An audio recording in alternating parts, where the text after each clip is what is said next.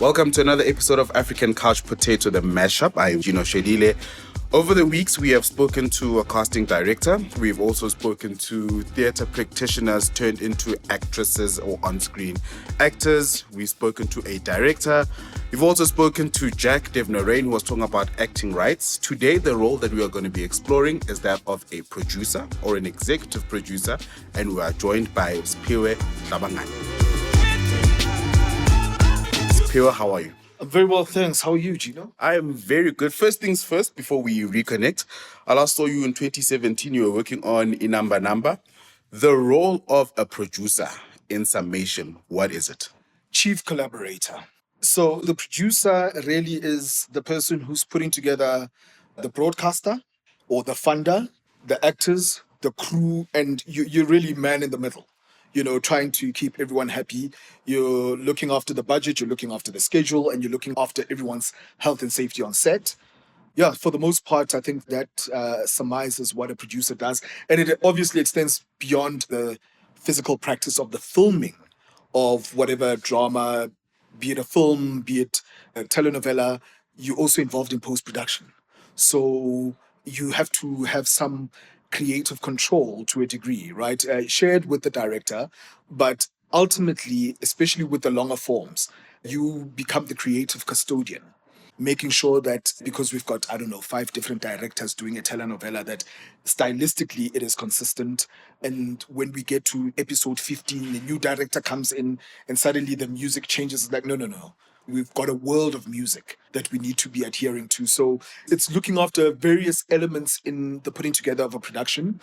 I've never considered myself personally as having a job description because every project comes with its own challenges. So with each one, ultimately, you are responsible for solving that. It's almost like being the captain of a cruise ship where you don't know what's going to happen from a day to day. Yeah, I like that you say you don't want to limit yourself to a job description because you can't actually study to be a producer.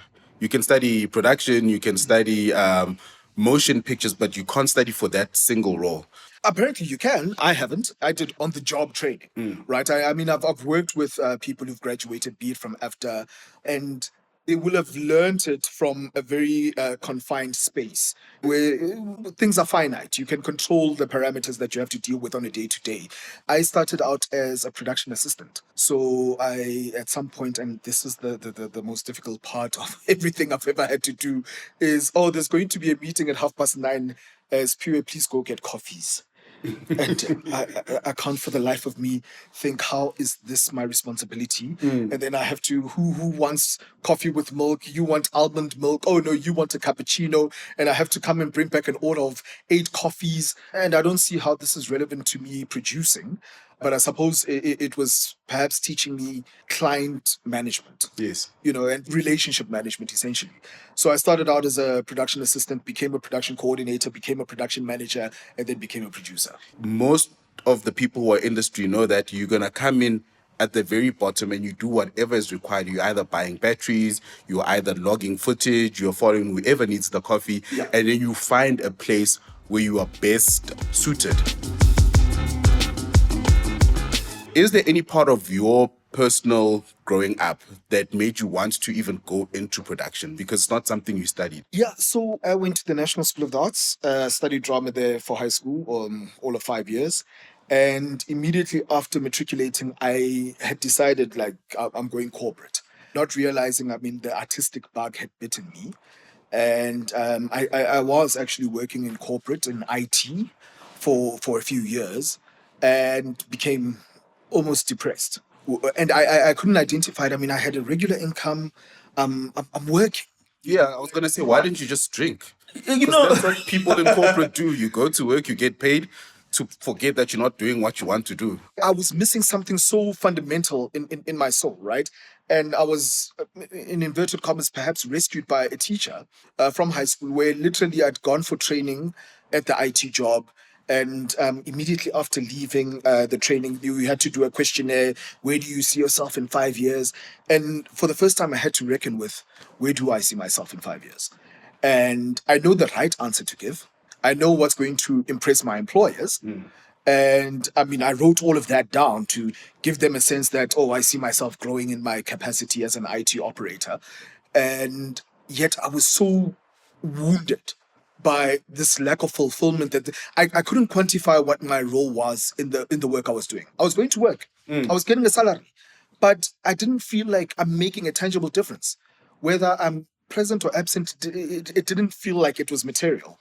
And immediately after the training, I went to Campus Square and I was walking around and I bumped into a former teacher of mine.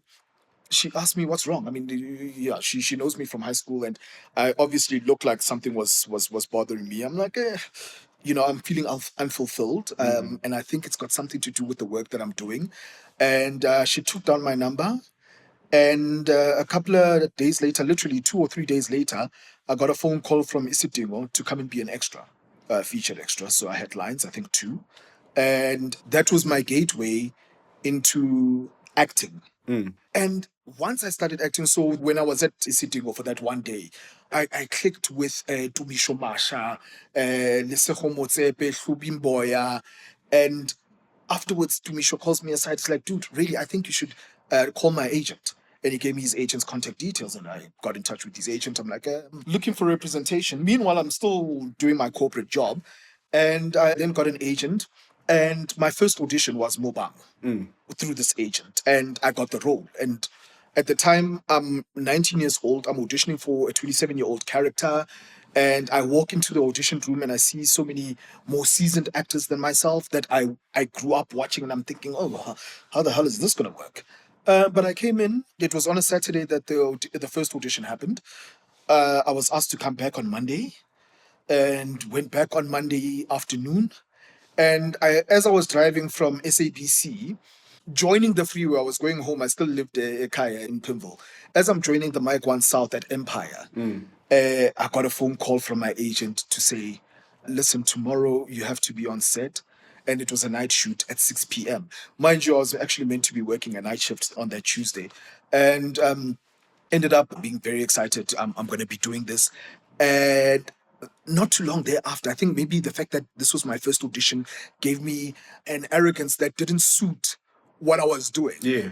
And I soon realized that actually, no, I'm not in the decision-making position that I wish to be in. And this is what propelled me then to want to know, actually, who are the decision makers, right? I got in here, I'm an actor, but I am not responsible for putting anything together. And I've always been a bit OCD. So I needed to be part and parcel of a process that's going to allow me to organize. And gradually I started doing events. And from eventing, then I started getting into production. And yeah, the rest is history. At what point do you quit your IT job? So I was on a 6-month contract with Muvhango to begin with. And during that 6 months, because it was shift work that I was doing in IT, fortunately, a lot of the time, they would be calling me when I'm not on shift. Okay. So it kind of worked for the first 6 months. And thereafter, then they wanted to give me a year-long contract. And that's when the complication arose, where it's like, I now need to take time to go and do Muvhango. And the schedule is so heavily conflicted that I needed to make a decision. Fortunately, the acting was paying more than the IT. And I decided, well, against everyone's suggestions, I decided I'm going to go to what's going to pay me more. At that point, all that matters is having more pocket money because, yeah, you just want to be able to be independent. So what's going to afford me greater independence is more money. So I opted to then go full-time into acting. Is there no point where you think about longevity to say corporate is always seen as medical aid, UIF, benefits, acting, the industry and the arts are just kind of like you will make a lot of money now and then after 2 months we all have to like put money together to bury you? Like I say to you, the arrogance didn't meet the role that I'd acquired as an actor and the character that I was playing. So, no, I was invincible. You're untouchable. No, like I was fortunate. I mean, I was a full member of the Actors Center at the time, so I wasn't just appearing on television, right? Like I was going to acting classes regularly, and I go into an audition, I nail it. I've got a corporate gig here. They're gonna give me 10,000 rand to come and perform for 10 minutes. Like, God, no, I'm sorted. So I was fine for a long time, actually. You know, just working as an actor full time. So I never thought about too long into the future, what did, however, happen is that whilst I was on Muvhango, I was involved in a car accident, right? Whilst at work, for that matter. We were traveling back from Limpopo. We were shooting in Limpopo, Toyando. And on our way back to Johannesburg, the car I was traveling in capsized and I was injured. One person died, another person has got permanent brain damage from the accident. And those people were next to me. And I survived. And it was 2 days before I turned 21. And for the first time, I was actually confronted by my own mortality because, as I say, I was invincible. I mean, you're young, I'm going to live forever. And then it's like, oh, damn, I could have died. And then those kind of conversations started happening where it's like, oh, wait, hang on. Do I have life cover?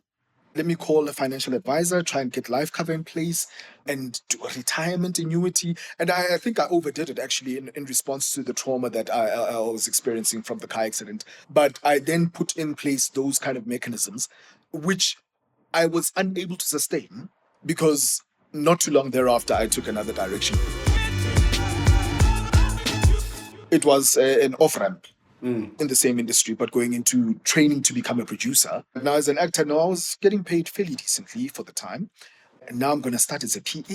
Yes. And everybody is the boss of you. And everybody's the boss of me. And, you know, like I remember that I feel like one of the producers just couldn't stand to see me sitting, having food or drinking anything. And something would be manufactured. Like, I'm on chief, can you go and drop off these DVDs in Sandton? You know, and the company was in Auckland Park. Yeah. And now this is in the peak of load shedding, when load shedding started in 2008.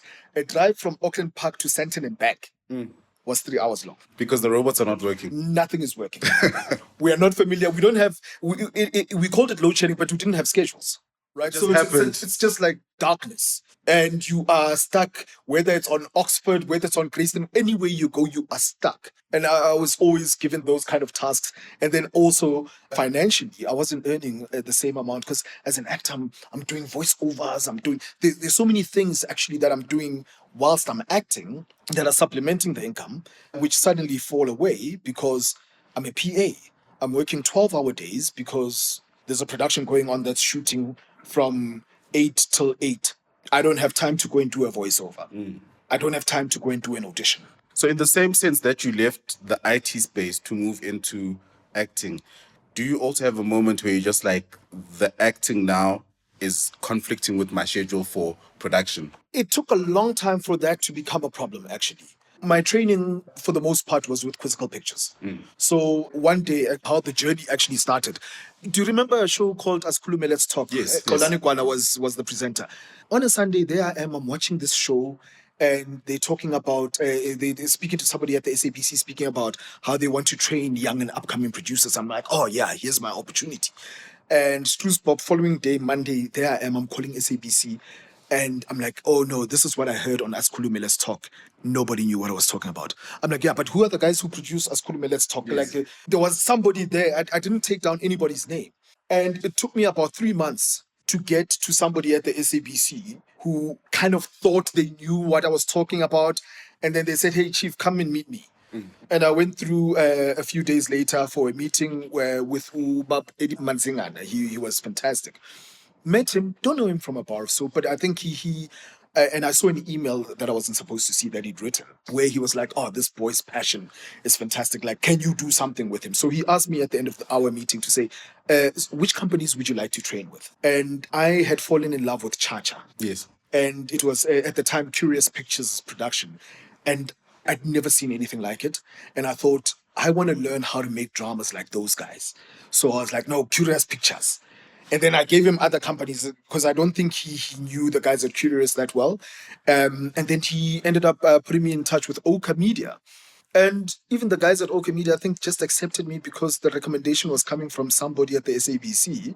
And the guy who then took me under his wing, and he was my first mentor, had me cleaning his garage. So he is very well learned. I went to his house. There are files for days. He used to work at the BBC. His name is Indra Delanarol. So you go into his garage and there are tapes, hundreds and hundreds. And he's like, you know what? I need you to catalog all of this. And you and I are going to have an outside office. So there's a room outside. We're going to turn into an office and he's going to train me from there. But he needs me to organize it. His wife is doing an MBA. I mean, anyone who's done an MBA knows how much paperwork that comes with. So I need to separate her files from his files and then catalog to say, well, this is what this file contains, and then put up a poster there to say, if you're looking for this, you'll find it in that file on that shelf. It was crazy, and it took a long time to achieve. But long story short is that gave me relationships that afforded me when I finally wrote myself to Curious Pictures. I was like, oh, by the way, I've been with Indra Delanero. Yeah. Now you're name throwing. I'm like, oh, no, Indra said I must get in touch with you. And Struce Bob, I got a meeting with and got the audience of the managing director of Curious Pictures, who was also excited by this young guy who seems to be passionate about this. And they tried to throw me off in the interview. They're like, yeah, you know what, you sound like you're very creative. I think you should go into directing. But no, I want to produce. I want to be the person hiring the director. Yes.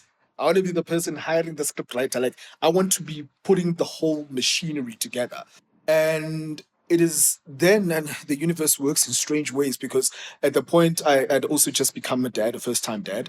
And the bills are mounting. I'm trying to manage a household because I'm a husband, I'm a father, and my career is not yet solidified. So let me go solidify it myself by registering my own company, started doing some work, and it was sustainable. And all of a sudden, I don't know if it was by design, but Quizzical then needed an in-house producer. Now they changed their name from Curious to Quizzical. They called me and I was gobsmacked. For months on end, I couldn't understand why they called me.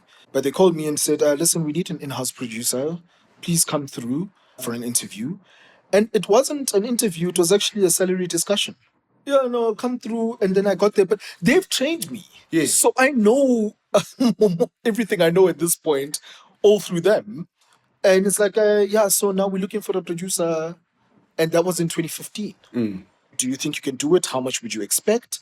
And at the point, I was also excited for the idea of now having stability, right? Fatherhood, husbandry. So it's like, okay, so now at least I can maneuver. And when I did start with them, they gave me children's reality to do, right? Low risk, low budget. Let's see if you can manage this. Yeah, come in on budget, come in on schedule, okay? And do another one. Maybe it was a fluke. They do another one. It's like, oh, okay. So maybe you can get this right. But then I was thrown into the deep end. When do they now trust you in the producer role to say, listen, we would like you to be the glue that holds everything together? And that's when you and I first met. Yeah. It's like, okay. 2017. 2017, Chief Dewey Number the series, which had been in development for months prior to my getting involved. And they were just not seeing eye to eye with Channel. And I then come on and I'm having to manage Channel expectation, Quizzical expectation. It's my first drama. iNumber is an institution. It's a brand already. It's a brand already. So I can't betray the film that was created by Donovan Marsh a few years prior. So that was then my baptism of fire. Isn't that daunting? Because also iNumber, like I said, the movie was such a hit. And people are always scared to take something that has a cult following and water it down into a series. It was daunting, precisely for that reason. A movie is so much, I don't want to say easier, but from a story point of view, it's more concise than a 13-part drama. And especially when the characters have been established, the world of these people has been established.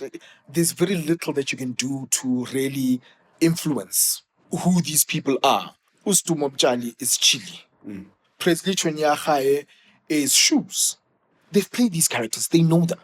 So I can't touch these characters. Ronnie Nyakale was the police chief whose name I now forget. You can't mess around. The new characters was where one had some sway, I suppose, in bringing it all together. But more to the point then of being chief collaborator. It's about trying to get from Channel what they want from this drama. And then get from Quizzical what they want from this drama, and then trying to marry the two. Are you involved when Showmax says they need that production to go live on the 1st of November? They need 6 episodes in the bag at least, and then the rest you can finish off as the thing goes? Or do you come in at the point where all of those relationships are already in place, you're just managing client expectation and the output from the production house? So I'm just managing client expectation and output. When it started, the timelines were generous. It wasn't just Showmax, it was Showmax and Mzansi Magic. So, and at the time, there were two separate entities. So they had given a generous development timeline. But at the point at which I'm coming in, they haven't been able to marry their visions.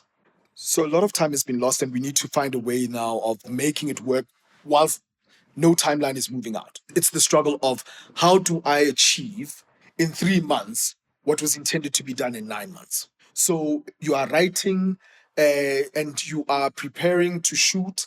You're trying to find locations, you are confirming directors, you are casting for new characters, and all of that. And it was a baptism of fire, but I think the machinery of production, especially with long form, because for the most part, that's what we're doing in South Africa, right? It's telenovelas and soapies.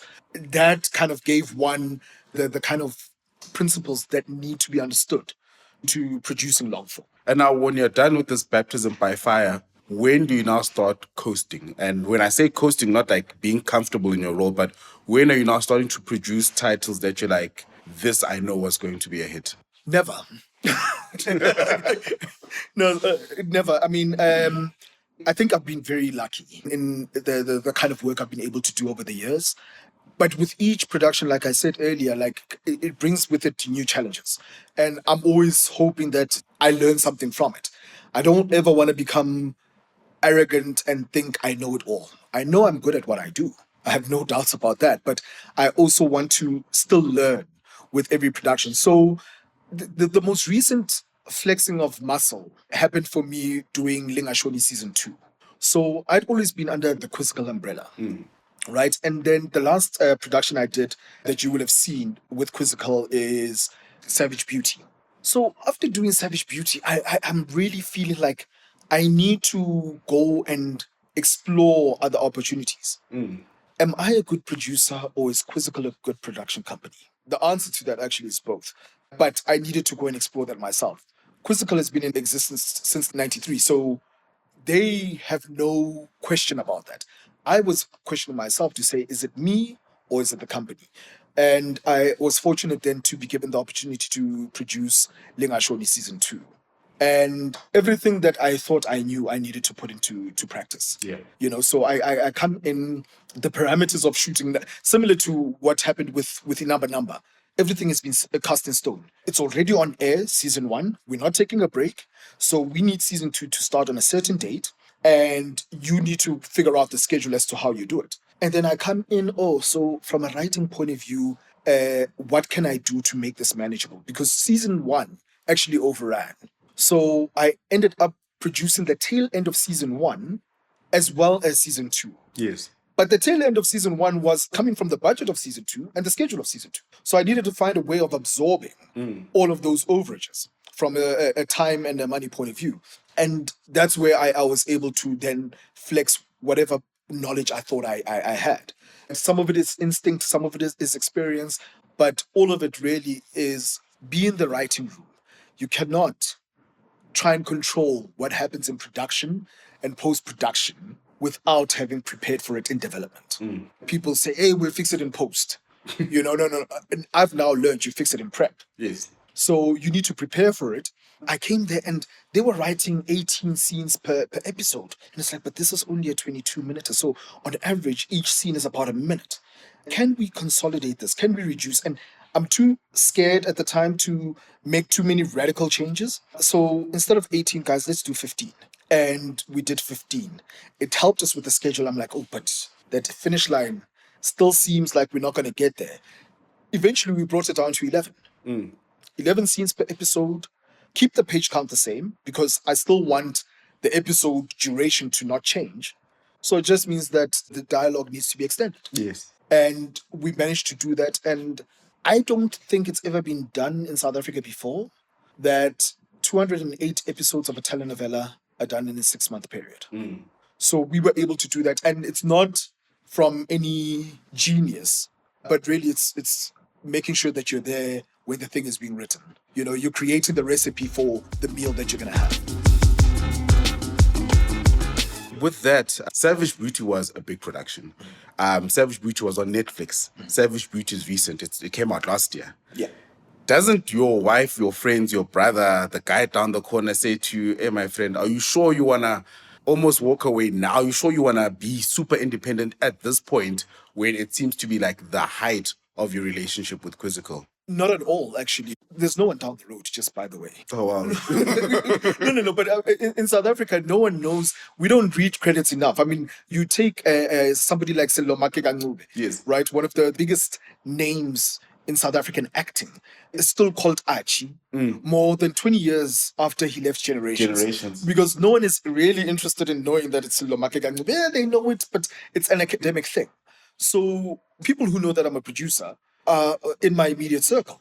And no one of them knows enough about the industry to have any kind of guidance to give, right? I mean, even when I decided that I'm leaving my IT job, my parents were distraught. Oh, why would you leave a job at a bank? Yes. You know, you're at a bank, you're going to get a housing subsidy. I don't even know that they get housing subsidies. At the time, I wasn't looking at purchasing a house, but they were looking at the stability, the pension. No, work this job for the rest of your life. And it's a job. And it's a job. And now you go and you say to them, no, but I'm going to go into television flourish dramas. joblessly. But now you're not employed. You are freelancing. Like month to month, you don't know what's happening.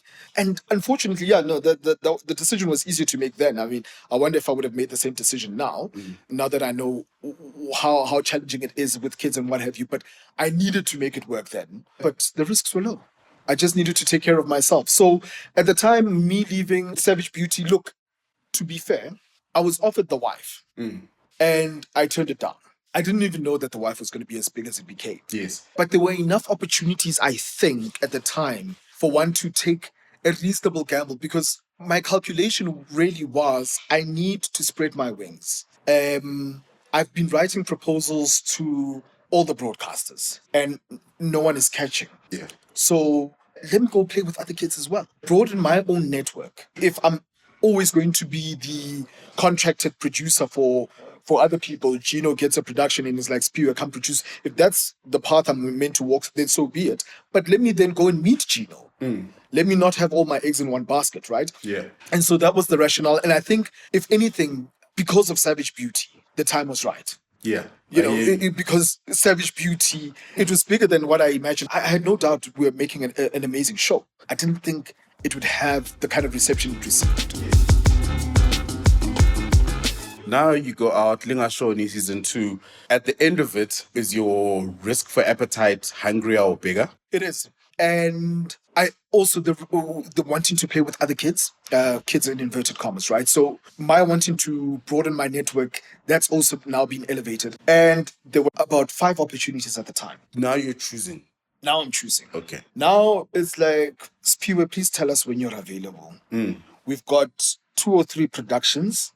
We just want to marry you with the right one. And I'd made a decision, which was, again, not the wife. But because of my relationship that was new also with Stained Glass, the guys really felt like, dude, you can't drop us. You did a fantastic job on Linga Shoni. We think we need that kind of management on the wife. And whether it was clever or not, I made the decision, okay, this is the relationship management part of business. Let me nurture this relationship that I've just cultivated with Stained Glass, and let me go do the wife. That's the biggest production. That's Showmax's biggest production. Yes. You know, so it's broadened my network anyway, right? So, okay, go and do the wife. First one, second one, third one. Third one. Okay. Yeah, so 1 and 2, I was not involved. Those also ran like one on top of the other, Yes. right? So when I came in, there'd been a clean break coming into season 3. And unlike Linga Shoni, that's where I realized what it is that I actually need to do as a producer. I was never involved in the creation of the recipe. Yeah. Right? And I'm not saying that I'm all-knowing, but it really does help when you know what the budget is. You know, to be in that room when the writers are coming up with fantastic ideas and they're like, no. And then that car is going to fly off the bridge. And you're like, yeah, no, but we're going to hear about it. yeah, love the idea. We'll hear about it, we won't see it. Or if we are to see it, we need to find a way of making that affordable by then minimizing on some of the other big things that you want to do. So that launch maybe is poorly attended. You know, so it was meant to be that it's the biggest launch, it's the biggest party. It feels like it's the JNB Met. No, suddenly, no, actually, no, it's not. People didn't come. Let it be a disaster so that I can actually afford to have a car flying off a bridge. Yes. So to be able to have that kind of chess game with the writers and the commissioning editors in the writing room allowed us to be able to manage Lingashoni very well. And where season 3 of The Wife was concerned, literally it was everything is done. Now go out and do it. Yeah.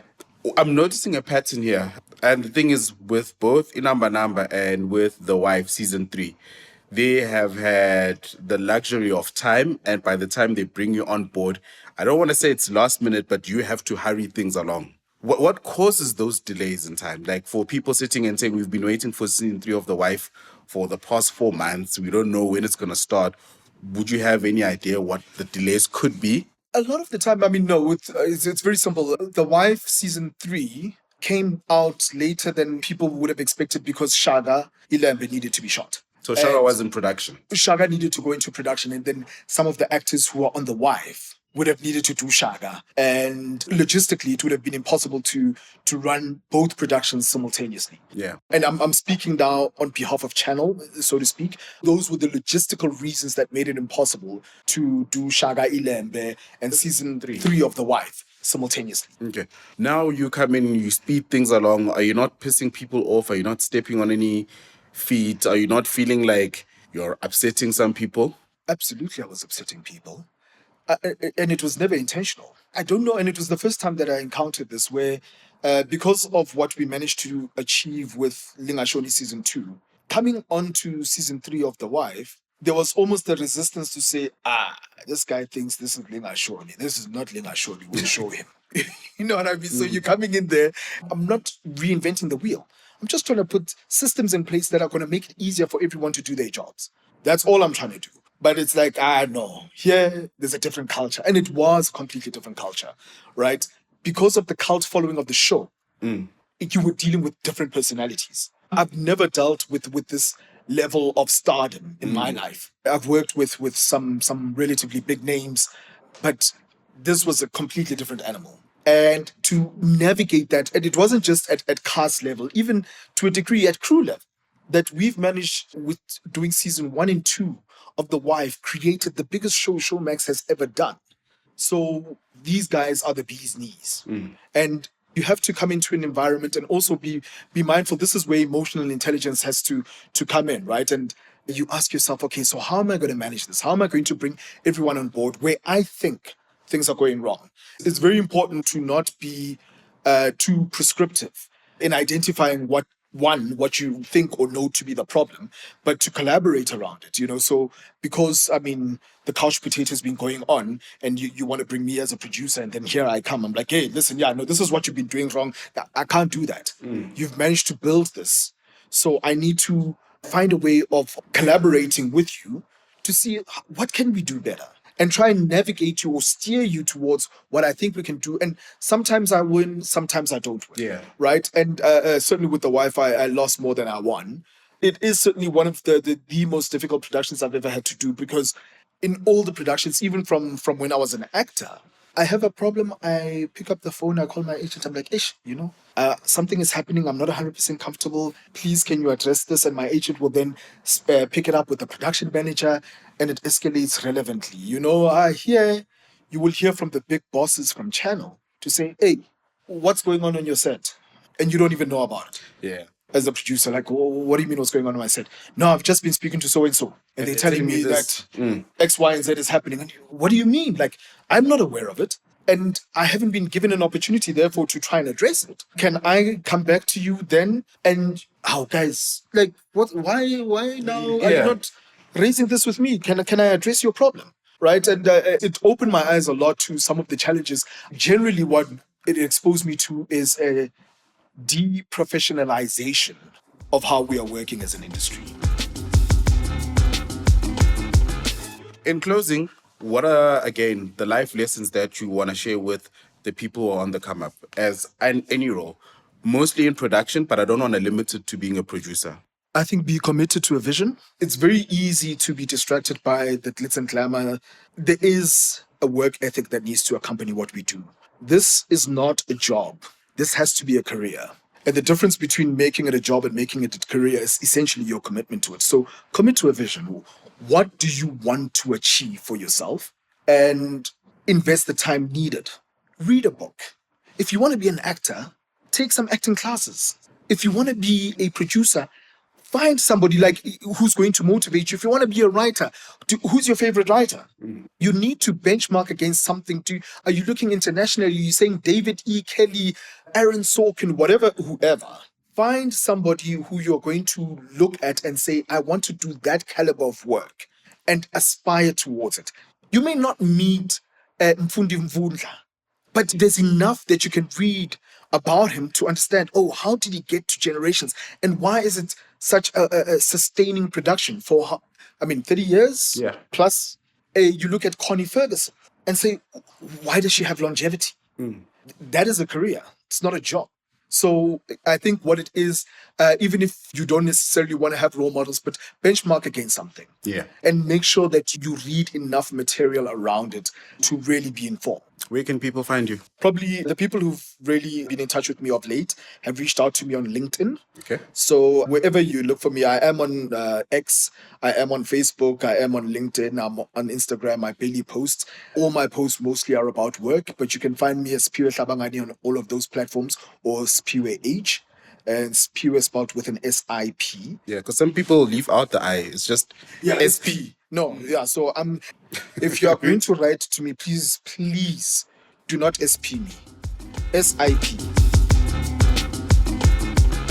Thank you so much. That's Siphiwe Hlabangane. We've been chatting to him about his whole career. What stands out, before I close this, what stands out of all of the work that you've done? What is that one production or part of your life that you're happiest about? From a career highlight point of view, the production that's going to come out next year, plus minus February, I'm led to believe, that is my best production. You can't tell us what it's about? It's a romantic comedy. Oh, okay. Yeah. A series? No, film. Film? Yeah. Feel good, love, chick Feel flick. good, love. And it's going to be the first time that I've produced something that I can watch with my children. Oh, that's good. Yeah, because a lot of the time, my children know what I do. In fact, they don't really know. My son thinks I sit in coffee shops all day. But they have never been able to watch a lot of the content apart from the children's reality shows that I do. So from iNumber to Savage Beauty, the content wasn't suitable for my children. Yeah. So this is the first time I'm going to be able to sit down with my family and watch something that I've produced, and I can't wait. And prove that you actually have a job. And you know what I mean? Like, these guys think I disappear in the morning and I'm come sitting back in whenever coffee you shops want. and, just opening up my laptop there. Yeah. Thank you. That's another episode of African Couch Potato. In the next episode, we will be doing another what to watch list. But today, it's Gino still. And you can catch me on Instagram at African Couch Potato, on X at African Couch Pot, and on TikTok, African Couch Potato.